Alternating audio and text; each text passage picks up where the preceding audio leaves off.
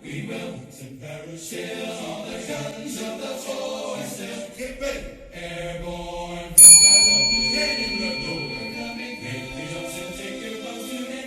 Let's go put on your boots, your jumping boots, your parachutes, get all those gliders ready to attack today.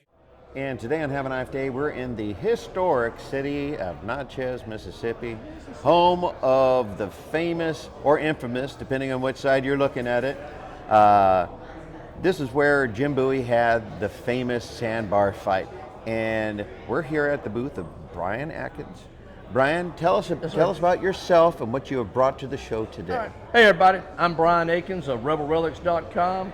I've brought an assortment of stuff. I've got an antique Confederate knife, which is right here. We'll talk about that in a second. I also brought a known maker, 1860 pipe tomahawk. This is a John Wilson. He was out west making pipe tomahawks. He's got a pretty known head. Most of them look just about like this. They're all in that bright metal. So I kind of like them because you actually know who made this one. So let me get this straight, so people can understand. Let me pinch this out here. So that is meant for smoking. Well, I call it the antique, kind of like a mullet. It's business in the front and party in the back. So you could go from smoking tobacco to smoking the guy you're talking to. It's a smoking good time. That's right. It's all good out Peace there. pipe, one way or the other. Well, I mean, you think of it as like a 1860s multi-tool. Very much so. You'll fight a little, smoke a little. You know what I'm saying? Could be a rap song even. Here's a Confederate knife made in my state of Tennessee. This guy was made in Knoxville, 1861. We know who made it because there's one marked example of the 3 or 4 known. All the handles look alike. This is the Crocodile Dundee of these 3 or 4 known knives, the big bad boy. I love it. And that's seen a thing or two. Oh, absolutely. So let me ask you that notch, is that intentional or? No, somebody had a bad day. He either told somebody twice or there was a forging flaw, or both. But could be a Yankee running around with a cranium dent. Well, I think there might be some around there doing that right now. And it's the only known example of that Milwee knife with its original sheath. And obviously this one's kind of cool. The original belt loop broke, so he went DIY and made him a belt loop out of the back of the harness leather. So that's pretty awesome.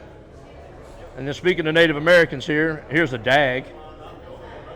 Just simple blade, simple knife, not meant to skin a squirrel, but just definitely close combat, and they burn it into the wood.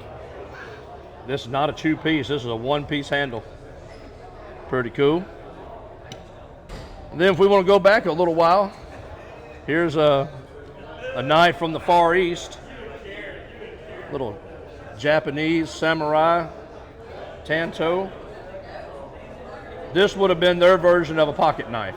They had their long swords, but you ain't always running around with a 28-inch blade, so they would have this one, kind of like our modern day handgun. That's to get us to our long gun. This was to get them to the long sword. Another just a small Native American dagger style blade. 2-piece handles. And here's a spike axe. You got your traditional head, and then you got the spike on the other end. He was a non-smoker, obviously. Yeah. And then 2 more pipe tomahawks. Some were done in pewter, brass, and then the forged or cast steel.